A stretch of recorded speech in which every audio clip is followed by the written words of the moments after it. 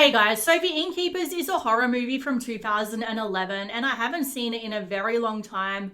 And I saw it was for free on YouTube right now, so I thought I'd rewatch it and see if it stood the test of time. And look, I'm not going to say that this is an amazing, groundbreaking movie or that it's even one of my favorite horror movies, definitely not, but I feel like it did impress me enough to want to review it because I just feel like there's definitely an absence of these types of movies, of these, well, it's not a British horror movie, but it feels like one of those British slow burn, cozy, good old fashioned ghost stories that I adore.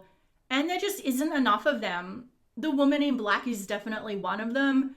I'm actually listening to the audiobook right now. That's free on YouTube as well. You gotta love YouTube.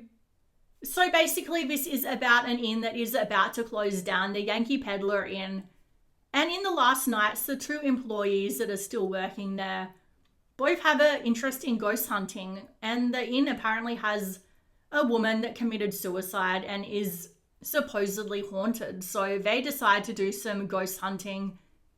And of course, things start to happen because what would be the fun of this movie if nothing happened? And nothing does happen for a good portion of this movie. This is for those people like myself that really enjoy a slow burn. And I've seen people in the reviews say that it was boring, or other people say that this is for intelligent horror movie lovers. And I don't like that. That is so pretentious. There's nothing wrong with people who like watching a guy in a mask chasing teenagers down the hallway with a knife. You know, just because you like one subgenre more than another doesn't mean you're more or less intelligent. But I do get in the mood for these types of slow burn, atmospheric, good, cozy, old-fashioned ghost stories. And like I said, I just feel like there isn't enough of them. Let me know down below if you have any that you'd love to watch. I'd love recommendations. So the cast is basically Sarah Paxton is the only one I really have heard of before.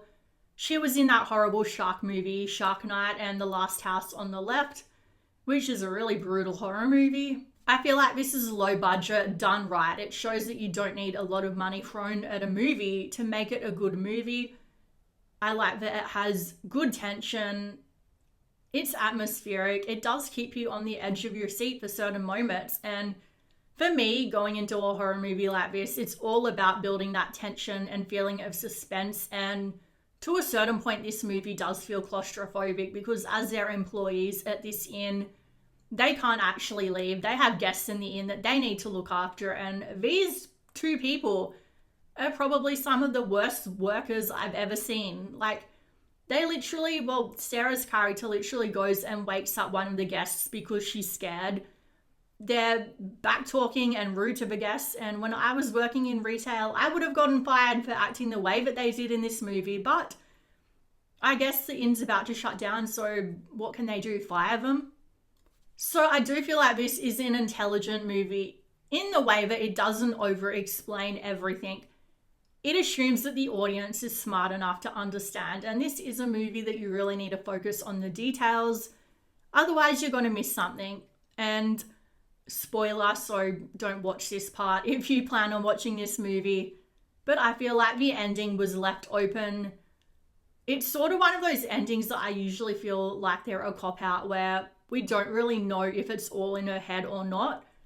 But in this instance, I feel like that actually worked because it sort of reinforces the point that I took from it anyway, that the inn wasn't actually haunted until this girl actually died in it and made it haunted.